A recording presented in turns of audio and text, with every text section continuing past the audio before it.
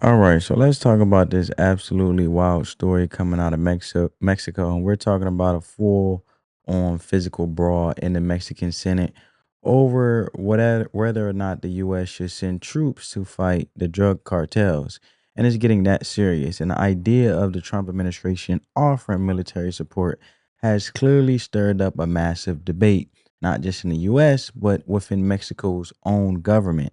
And you have to see this because this is the moment a nation's government literally tore itself apart.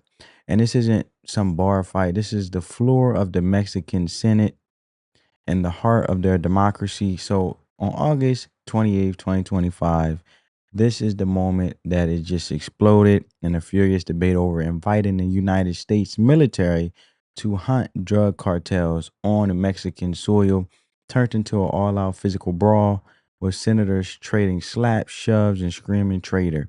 So, in the heart of this, I like to bring it back and let's backtrack for a minute because Donald Trump got asked this question a while ago in regards of sending troops over there to Mexico. Check it out. Saying that I offered to send U.S. troops into Mexico to take care of the cartel. She wants to know, is that true? Do you think I'm going to answer that question? That's why I'm asking. We'll see. I will answer it. It's true. Saying that I offered. There you go. And then you have Secretary of Defense Pete Hegseth backing Donald Trump up in regards of whatever orders he's instructed to do, following the president's order and his direction in which he's going in. That's what we're going to do. Check it out. Opportunity when it makes sense at the directive of the president, we will take action to defend the American people. Does that mean that you foresee U.S. troops in Mexico in some way, shape, or form? Or are you thinking drone attacks, air attacks? What do you think? I can't reveal anything, but I'm not tipping my hand that there will be U.S. troops in Mexico. That's not what I'm saying. But are you worried that Opportunity when it makes sense at the directive of the president, we will take action to defend the American people. does that mean that you foresee U.S. troops? Well, there you have it. You guys heard it. And this is the fight. But before we get to this clip, look, man, this just wasn't some random outburst. This was the boiling point of a nation at war with itself. And this was the moment the gloves came off, literally in a fight for Mexico's future. And to understand how we got here, to fists flying in the halls of power, we need to understand the impossible choice that's tearing Mexico apart. And before the shoves and slaps, there were words, and these words cut right to the core of what it means to be Mexico. And one of the craziest parts is this whole situation is how Senator Lilly Téllez, a Mexican lawmaker, went on Fox News and openly called for U.S. military help. And that is unheard of because a politician from one country going into another country's news channel is basically saying, please come fix our cartel problem. That tells you just how desperate things are. And she wasn't subtle. She called Mexico a narco state and said the government is in bed with the cartels and straight up accused President Claudia Sheinbaum of protecting them. And this is the rarest nerve in Mexican politics. And that word traitor just hung in the air like poison. And the ruling party, Moreno, was furious. One of their senators shot back that Telez just wanted Mexico to be the 51st star on the American flag. And the stage was set for a meltdown. And at the corner of this storm, you have two of Mexico's most polarizing political figures. In one corner, Senate President Gregorio Fernandez Norano. This guy is a fury long-time leftist from the ruling party, known for being a political brawler, and he sees himself as a guardian of Mexican sovereignty. And in the other corner, you have Alejandro Alito Moreno, the leader of the once powerful PRI party and a political ally of Telez. And Moreno is a survivor from Mexico's old political establishment who is buried in corruption allegations. To his enemies, he's a symbol of the very corruption that let the cartels get so powerful. So the session on August 28th was ending, and as the senators stood for the national anthem, the rage that had been building all week just couldn't be contained because Moreno, feeling he was unfairly denied a final chance to speak and pushed back on the traitor accusations leveled against his allies, stormed the podium where Moreno was. And what happened next was caught on dozens of cell phones. Moreno gets right in Norano's face, jabbing his finger and shouting. And then Moreno tries to walk away, but Moreno grabs and shoves him. And then another senator who tries to intervene gets pushed to the ground. And security rushes in, and it's just a chaotic scrum of suits and ties. And it was a total meltdown. But this fight wasn't just about two guys, it was about two totally different visions for a country on the brink. But I want you guys to check it out for yourself. There you go.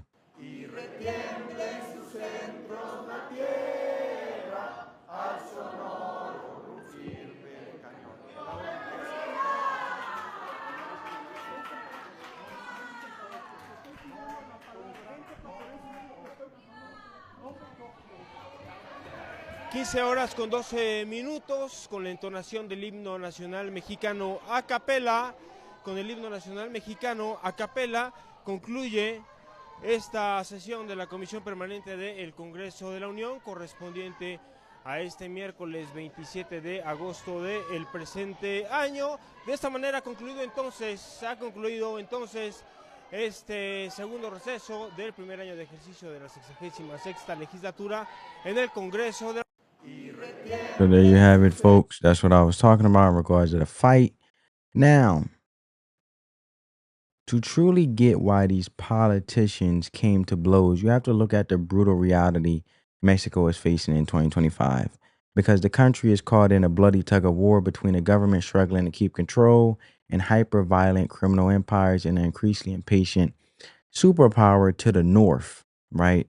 And I want you guys to check out, well, we're going to check out together, I should say, this article that talks more and elaborates more on the fight when it comes to the whole brawl that took place, right? So when you really look at this thing and mine it out, this is where we're getting at, right? I want you guys to we're going to check this article out, and I want you guys to, follow along with me, whatever the case may be.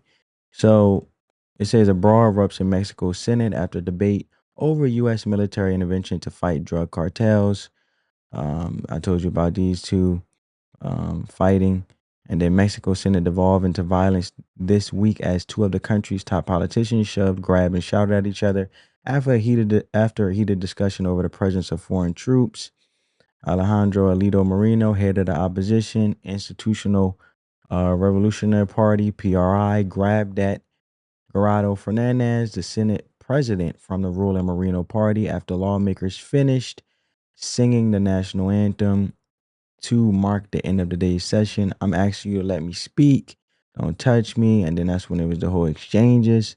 And then the scuffle followed a tense debate during which Governor Moreno Party and its allies accused the opposition PRI and PAN parties of calling for U.S. military intervention, a claim that both parties denied, right? So the issue has become particularly contentious in Mexico after Donald Trump reportedly authorized the use of military force targeting drug cartels deemed terrorist organizations in Latin American countries. So now, and this takes us to Shine Bomb, right? And this is what she had to say within this whole thing, right? El presidente Trump dijo, queremos ayudar a México. Y para ayudar a México, pues queremos mandarles, entre otras, tropas, o si es que lo necesita. Y yo le dije, no, presidente Trump, eso no. Podemos colaborar en muchas otras cosas dentro del marco de nuestra soberanía y de la territorialidad que a cada uno de nosotros nos corresponde. El presidente Trump dijo mano dura a el tráfico de armas de Estados Unidos a México. Eso no se había oído nunca de un presidente de los Estados Unidos. Y es importante para México que se detenga el tráfico de armas, así como nosotros estamos trabajando muy fuerte para disminuir, detener el tráfico de fentanilo de México hacia los Estados Unidos y de otras drogas. And there you have it, right? So when you really look at it, right, to truly get why these politicians came to blows, you got to look at the brutal reality Mexico is facing, right? Because the country is struggling to keep control in hyper-violent criminal empires and an increasingly impatient superpower to the north. and they're caught in a bloody tug of war between governments struggling to keep control in the criminal empires. So the word cartel doesn't do it justice anymore because groups like the CGNG and Sonora Cartel have evolved into armies, and they control huge chunks of Mexican territory. And some U.S. military estimates say as much as third of the country is under their influence. So they have armored vehicles, 50 caliber sniper rifles and explosive drones. And they're not just selling drugs, they're running their own governments, taxing people and committing extortion and kidnapping on an industrial scale. So the violence is staggering. For 6 years straight leading into 2024, Mexico had over 30,000 murders a year, and entire towns have been abandoned. And this isn't a crime wave, it's a low grade civil war. So when you look at it, because they're faced with this unwinnable war, Mexico's politicians fractured. The previous president's policy was abrazos no balosas, means hugs, not bullets, and focusing on root causes like poverty. But when President Claudia Sheinbaum took office in 2024, late 2024, she shifted toward a more militarized approach, but has been adamant on one key thing: absolutely no foreign military forces on Mexican soil, as you heard what she said. But after the Brawl, her office was clear that collaboration with the U.S. can never mean subordination. So for them, sovereignty is everything, but for the opposition, this stance looks less like strength and more like a suicidal delusion. And they see the government's insistence on getting it alone as a fantasy. So a dark and once unthinkable question started being asked: what if we can't win this alone? So this desperation is what the ruling party is calling treason, and the opposition says that they're being realistic. And when your house is on fire, you don't refuse the help, fire department's help, because that's just because they're your neighbor. And that's what's happening within their own, you know, Mexico, their own whole sovereignty and their whole little bubble of things when it comes to this whole political thing and the fight that took place. So when you really mind these things out and you look at these things and you El see presidente Trump the destruction that's taken place, also not to mention Administration that America is keeping eyes on administration is things. threatening to send military troops into Mexico to combat cartels. Mexico's president is saying that is not an option. What more are you hearing on the ground?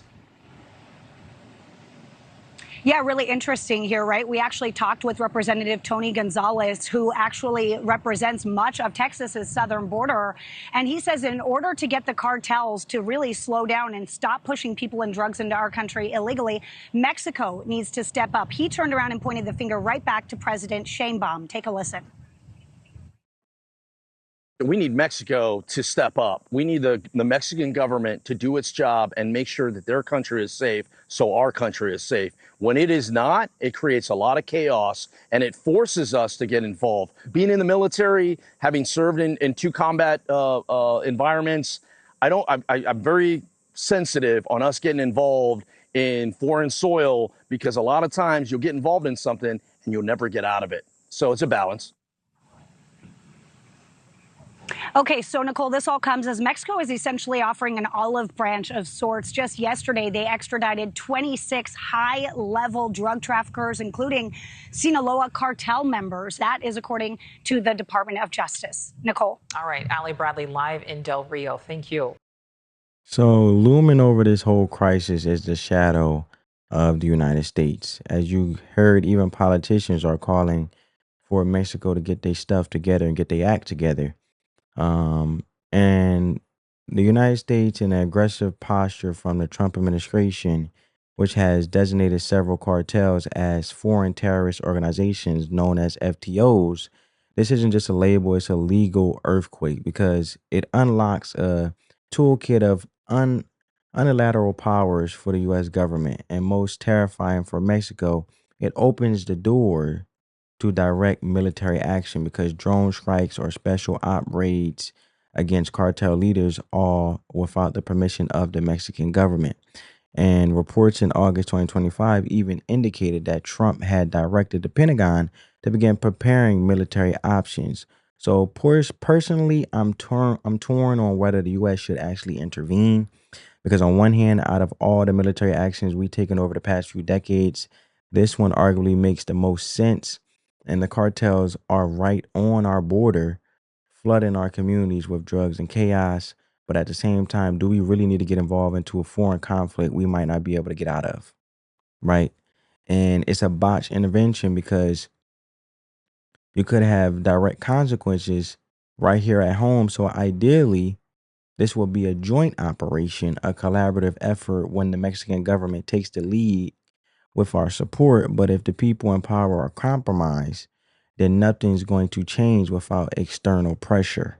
So when you look at those things and you really take everything of those things into account, you also have to um, look back to the fight, right? Because if we go back to the fight in this whole situation and really look at it for what it is, this is the fight, right? I'm gonna mute the audio. Actually, I'll lower it. So let's go back to the fight.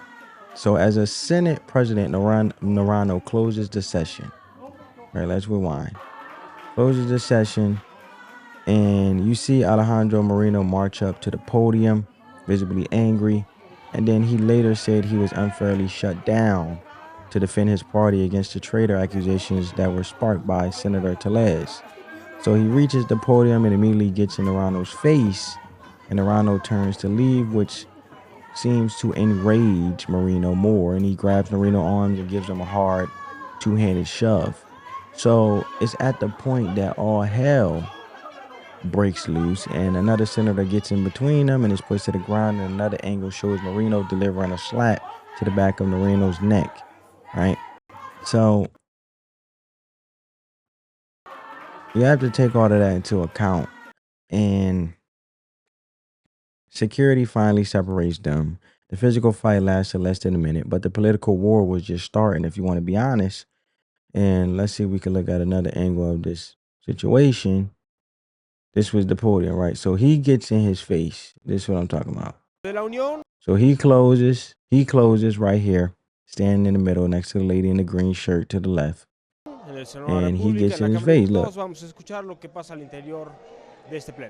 So when you see that, right, and you see this panning out, a furious Moreno immediately announced he will file a formal complaint for assault and start the process of revoking Moreno's legislative immunity, leaving him open to old corruption charges. And Moreno, for his part, tried to flip the narrative, accusing Moreno of being the aggressor. So, but the most powerful part of this bravery of someone like Lilly Téllez, right? And she has said she's afraid for her life, but is still willing to speak out. Whether you agree with her or not, you got to respect the courage it takes to confront both the cartels and your own government in public like that. And the fact that politicians are now throwing punches over this shows how deep the divide runs. Now, if you don't know who Lilly Téllez is, we can look that up, because I can show you who she is, because she the one that have confessed over here on Americans TV network about what's really going on in Mexico. So this is the woman, and she went on Fox and Friends. And the president of Mexico is furious. She's calling Mexican Senator Lilly Téllez a traitor for coming on Fox Noticias with me a few days ago and saying this. Listen. The help from the United States to fight the cartels in Mexico is absolutely welcome, and that is how the majority of Mexicans feel. The only ones who don't like that President Trump is sending help and trying to support Mexicans against the cartels are the narco politicians. That includes President Sheinbaum. Mexican President Claudia Sheinbaum responding, saying, quote, "It's not a minor issue that a senator gave an interview to a foreign media outlet calling for intervention." Here to discuss is that Mexican Senator Lilly Téllez. Senator Téllez, welcome to Fox Noticias. I'm just going to get right to it. Is Mexico a narco state? Yes, it is. And we all Mexicans know about it. And There you have it. Mexicans are afraid of the alliance between the Mexican government and the cartels that have infested our nation. Can you explain this alliance between the president, her party, the Morena party, and the cartels? Yes, the party has financed, has given, the cartels have given so much money to these politicians, narco politicians of Morena, to get into office, to get the power. So they protect. The Mexican government protects the cartels. That is why President Sheinbaum doesn't want the strong American leadership to help Mexico defeat the cartels. And also, Sheinbaum doesn't want the rest of the world to know what is happening here in Mexico. We are on the steps to be the next Venezuela. She is aligned with Venezuela's dictator, with Cuba, and we are losing our country. They have destroyed our Republican institutions, the democratic state, and we must. I think we all Mexicans want and welcome the support of the United States to assist Mexican people against the cartels that have us all in this crisis with the traffic in fentanyl and migrants. Sounds like the Democrats, right? They allowed illegal immigrants over here. They were jeopardizing the safety of Americans and law-abiding citizens, legal citizens, propping up money, using the migrant crisis as a way to funnel money to, prop up their buddies and give monies to each other to enrich each other, disguising it as a crisis. So this shocking footage is way more than just a viral clip when it comes to those two men that we're fighting right here, right? This is more than just a viral clip. Let me go back. This is more than just a viral clip, these two. Because when you really look at this, it's the violent snap of tension between being stretched to its absolute limit, and the tension between national sovereignty and national survival. And on one side, a government that sees sovereignty as scared, to them, inviting U.S. troops is an unforgivable surrender. And on the other side, a fractured opposition representing a terrified public that sees 30,000 bodies a year in a state that has failed. For them, asking for American military helps become at least a desperate option, become a last desperate option. Sorry. So it's like the Republican Party, right? Trying to do right, pro-American, worrying about America first. Democrat Party worrying about giving money to other countries first, then actually investing in Americans and taking care of home first. So the brawl between Marino and Naranjo was the ugly physical eruption of this impossible dilemma, and it showed the political system so poisoned by accusations of traitor on one side, a narco politician on the other, that it can't even debate peacefully anymore. And looming over it all is the United States threatening to legally define Mexico's internal security problem as an external terrorist threat to America. And this fist fight is a grim omen, I should say, and a wake-up call. And the U.S. and Mexico need to figure this out together before the cartels gain even more power. So what do you all think? Should the U.S. get involved militarily, or should we just focus on securing our side of the border? Let me know in the comments below. On that note, family, peace.